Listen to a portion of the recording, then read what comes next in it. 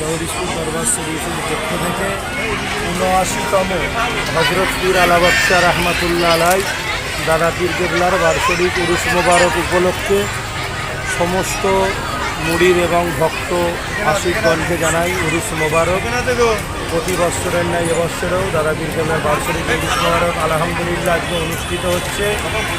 আসসালামু আলাইকুম প্রিয় ভিউয়ার্স, আপনারা দেখছেন আউলিয়া টিভি। আর আজকের জিয়ারতে আউলিয়া সফরে আপনাদের নিয়ে এসেছি হাওড়া জেলার উলবেড়িয়া জগদীশপুর দরবার শরীফ তথা হজরত পীর শাহ সুফি আলা বক্স শাহ রহমাতুল্লাহ আলাইয়ের দরবারে।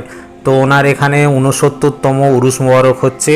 যারা জানেননি, হজরত আলা বক্স শাহ রহমাতুল্লাহ আলাই ছিলেন ৪ তরিকার পীর এবং কাদরিয়া সিলসিলার প্রচারক। তো ওনার সম্পর্কে জানবো এই ভিডিওর মাধ্যমে, আপনারা স্কিপ করবেন না। আপনারা জেনে নিন জগদীশপুর দরবার শরীফের পীর হজরত আলা বক্স শাহ রহমাতুল্লাহ আলাইয়ের জীবনী।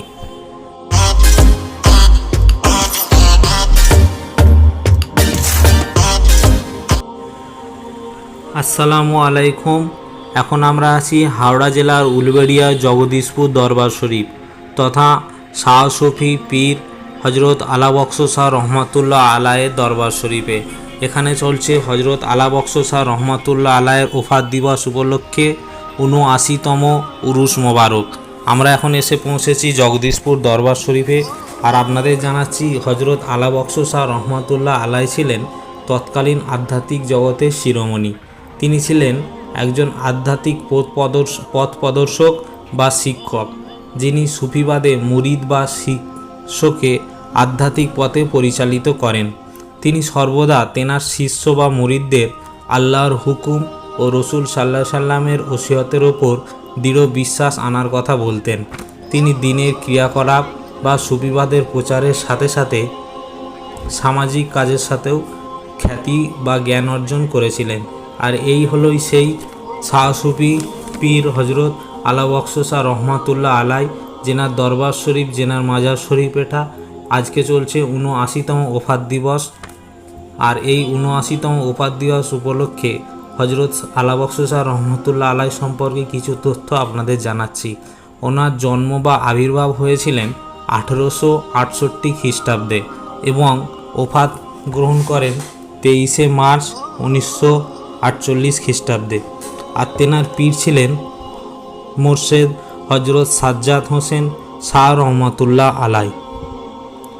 তো হজরত মোর্শেদ সাজ্জাদ হোসেন শাহ রহমাতুল্লাহ আলাই খাজা গরিব নওয়াজ রহমাতুল্লাহ আলাইয়ের নির্দেশে দরবারে মজারি সাহেব তাকে যে পাগড়ি দান উপহার দিয়েছিলেন, সেই পাগড়ি উপহার মোবারক হজরত পীর সাজ্জাদ হোসেন তার খেলাপতিত্বের দায়িত্ব হিসাবে পীর তথা আলা বক্স শাহ হুজুরের মাথায় পরিয়ে দেন।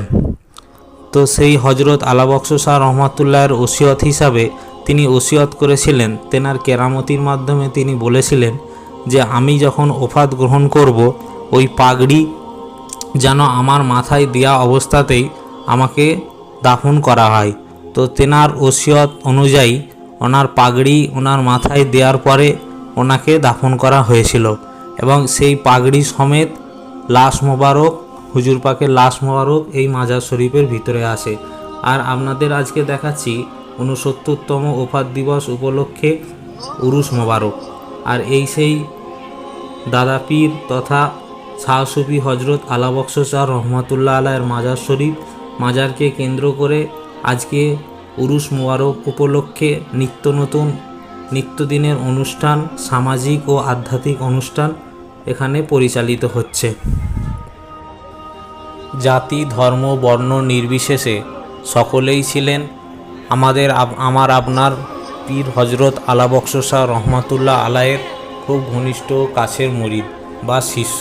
তো চলুন এবার জেনে নেব দাদা পীর হজরত আলা বক্স শাহ রহমাতুল্লাহ আলাইয়ের বেলাস পাক অর্থাৎ ইন্তেকাল প্রসঙ্গে, ওফাত প্রসঙ্গে কিছু কথা।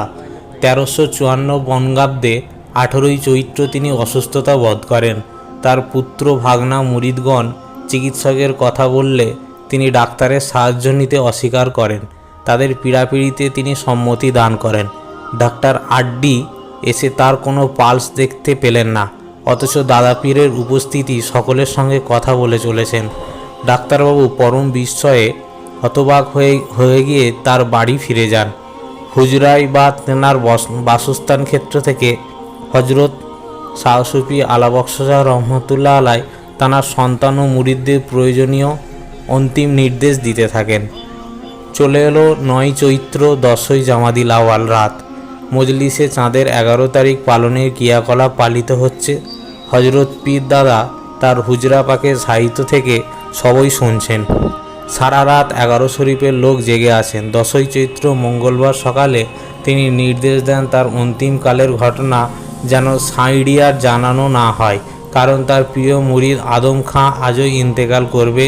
তার খবর পেয়ে সাইডিয়ার মুরিদ ভক্তগণ জগদীশপুরে চলে আসবে। তাই তার নির্দেশ মতো সাউরিয়ার কোনো খবর দেওয়া হলো না।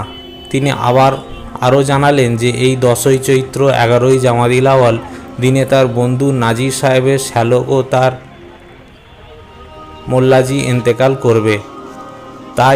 তাই ঘটেছিল। সকাল থেকে বিকেল হলো আসর বাদ হজরত আলা বখশ শাহ রহমতুল্লাহ আলাই বেসাল পাক অর্থাৎ আল্লাহ পাকের সঙ্গে তার মহামিলন ইন্না লিল্লাহি ওয়া ইন্না ইলাইহি রাজিউন আবির্ভাব এবং বেসাল পাক হয়েছিলেন। তো এই ছিলেন হজরত আলা বখশ শাহ রহমতুল্লাহ আলাইয়ের মৃত্যুর জীবনী। তিনি বুঝতে পেরেছিলেন যে তাঁর ওফাত হয়ে যাবে, তো সেই জন্যেই তিনি নিজেকে আড়াল করে নিয়েছিলেন। তো এই ছিল আজকের হজরত আলা বখশ শাহ রহমতুল্লাহ আলাইয়ের ক্ষুদ্র জীবনী। চলুন এবার জেনে নেব হজরত আলা বখশ শাহ রহমতুল্লাহের আওলাদ তথা হজরত মৌলানা নাজিবুল হোসেন সাহেবের মুখ থেকে ওনার ওফাত দিবস উপলক্ষে 79তম উরুস মোবারকের ক্রিয়াকলাপগুলো হজরত মৌলানা নাজিবুল হক সাহেবের মুখ থেকে জেনে নেব। আলাইকুম নাহমাদুহু অনুসাল্লি আলা রাসূলিহিল কারীম আম্মা বাদ। জগদীশপুর দরবার শরীফের পক্ষ থেকে 79তম হজরত পীর আলা বখশ শাহ রহমতুল্লাহ আলাই দাদা পীর কেবলার বার্ষিক উরুস মোবারক উপলক্ষে সমস্ত মুরিদ এবং ভক্ত আশিকগণকে জানাই উরুস মোবারক। প্রতি বৎসরের ন্যায় এবছরেও দাদা পীর কেবলার বার্ষিক উরুস মোবারক আলহামদুলিল্লাহ আজকে অনুষ্ঠিত হচ্ছে। আগামীকাল উরুস উপলক্ষে উলুবেড়িয়া সাব ডিভিশন হসপিটালে ফল বিতরণ গরিব দুস্থ রোগীদের জন্য এবং সাথে সাথে আমাদের দরবার শরীফের পক্ষ থেকে অক্সিজেন সিলিন্ডার এবং নেবুলাইজার মেশিন বিতরণ করা হবে। এছাড়া বিভিন্ন সমাজমূলক কাজ, রক্তদান শিবির, চক্ষু পরীক্ষা শিবির, স্বাস্থ্য শিবির, বিভিন্ন সমাজমূলক কার্যকলাপের মধ্যে দিয়ে আমরা দাদা পীর কেবলার উরুস মোবারককে অতিবাহিত করি এবং আলহামদুলিল্লাহ এখানে 5 ওয়াক্ত নামাজ আমাদের জামাতের সঙ্গে আদায় করা হয় এবং বাদিশা দরুদে মজলিস করা হয় এবং ফজরের রক্তে নামাজ পড়ে আখিরি দোয়ার মাধ্যমে আমাদের বার্ষিক উরুস মোবারক সমাপ্ত করা হয় এবং তাবারকের ব্যবস্থা থাকে ইনশাল্লাহ। আগত সমস্ত মেহমানদের জন্য আমরা দরবার শরীফের পক্ষ থেকে তাবারক বন্ধন করি। তামাম দেশবাসীকে আমি আজকে দোয়ায় সামিল হওয়ার জন্য এবং সমস্ত ভক্ত মুরিদগণকে আজকে এই দোয়ায় সামিল হয়ে অশেষ সব হাসিল করার জন্য অনুরোধ করছি। আখির দাওনা আনিল হামদুলিল্লাহি রাব্বিল আলামিন। আসসালামু আলাইকুম।